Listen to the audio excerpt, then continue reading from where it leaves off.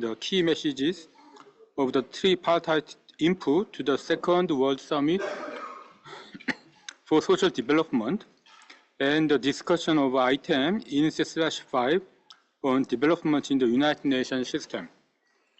Let us now start with our program for this morning with agenda item INC/14, Lab 2. The report by the government of Bangladesh on progress made in the implementation of the roadmap to address all outstanding issues mentioned in the Article 26 of complaint concerning alleged non-observance of conventions number 81, 87, and 98. The governing body first examined this case at its 337th session in the autumn of 2019. At its latest examination of the case in March this year, it called on the government to pursue tripartite consultations on the labor law reform with a view to bringing about all necessary reforms as a matter of priority, requested it to report on further progress at our current session, and deferred the decision on further action in respect of the complaint to the same session. The document before us contains the latest report from the government of Bangladesh in each appendix. The draft decision in paragraph 9 of the document invites the governing body to urge the government to fully commit to a timely implementation of its roadmap of actions and take all necessary action to that effect while welcoming its commitment to a labor reform agenda. The governing body is also invited to call on the government and the social partners to reinforce their tripartite consultation on this labor law reform in a constructive manner with a view to bringing about all necessary reforms as a matter of priority, to request the government to report on further progress made in the implementation of the roadmap of actions, and to defer to its 353rd session the decision on further action in respect of the complaint. I now declare the discussion on this agenda item open and turn first to the distinguished government representative of Bangladesh, Mr. Ashif Naruzul, Advisor for Law, Justice and Parliamentary Affairs. Please go ahead, sir. Thank you, Chair, distinguished members of the governing body. Firstly, I would like to pay homage to the hundreds of students and youth who lost their lives defending their rights during the July-August uprising in Bangladesh. They fought to ensure a discrimination and exploitation-free society, safeguarding human dignity, fundamental rights, and democracy. Under the leadership of Chief Advisor Professor Muhammad Yunus, Bangladesh now has initiated widespread reforms to fulfill their dreams. Within only 3 months of our journey, we have acceded to UN Convention on Enforced Disappearance and formed a commission to investigate allegations of enforced disappearances. We have initiated process of abolishing the infamous Cyber Security Act, and we are seriously considering the establishment of UN Human Rights Office in Bangladesh. We have already formed a number of reform commissions, including on police, public administration, anti-corruption, judiciary, the constitution, women's rights. All of this will have a positive impact on the operating environment for labor. Most importantly, we have also established a high-power labor rights reform commission headed by a renowned labor rights activist. This commission will examine and recommend by January 2025 improvement to labor rights and welfare in line with international standards. As this House is aware, our interim government has inherited this Article 26 complaint lodged in 2019.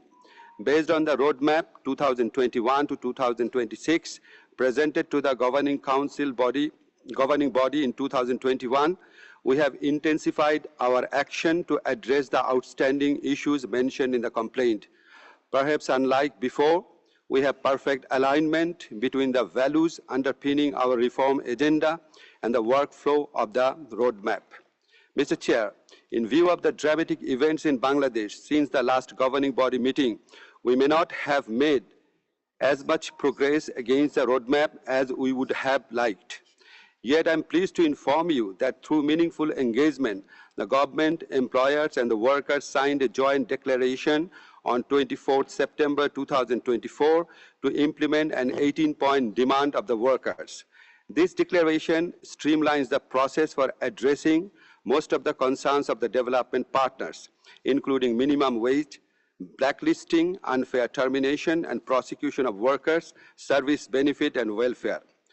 Distinguished members, let me now present Bangladesh's progress in ensuring better working conditions against the agreed roadmap and beyond.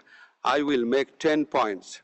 First, Bangladesh has ratified 8 out of 10 fundamental conventions and a total of 36 conventions, which is one of the highest in our region. On domestic front, we amended Bangladesh labor rules and adopted EPZ labor rules both in 2022 to bring in improvement. Second, a comprehensive review of the Bangladesh Labor Act 2006 is currently underway following ILO technical guidance and recommendations. The Tripartite Consultative Council and the RMG-TCC are being reformed, among other things, to ensure meaningful representation of workers and employers in the amendment process. The government aims to complete the labor law review process before the March governing body session through promulgation of an ordinance. Third, Bangladesh Labor Act has already been made applicable to special economic zones. Following amendments of Bangladesh labor law, immediate steps will be taken to amend EPZ Labor Act and relevant rules, hopefully by 2025. We will also conduct a gap analysis between the amended Bangladesh Labor Act and EPZ Labor Act and consider next steps. Fourth, some steps have previously been taken to digitalize trade union registration, establishing pre-registration service, and training to facilitate union activities. This government is working on legal reforms, including for lowering threshold for unionization, minimizing documents to be submitted, maintaining confidentiality of information submitted for registration. With these changes, trade union registration will be easier and fair, and rejection rate will be significantly lower. Fifth, we are committed to facilitating freedom of association and the right to collective bargaining. A technical committee has been formed to complete by 2025 scrutiny of unfair labor practice, including violence, harassments, and biometric blacklisting of workers. We will also adopt various mechanisms, including increased penalty for unfair labor practice and anti-trade union discrimination. This government has started reviewing the cases filed against workers, labor leaders, and activists during last year's minimum wage movement. Sixth, since the submission of the roadmap, human resources for factory inspection has been considerably increased. The number of inspections and corrective measures have also been enhanced. In addition, inside of EPZs, apart from inspection by EPZ authorities, inspection by Department of Factories and Establishment has also been initiated. Decision is taken to undertake concrete actions to improve quality of inspections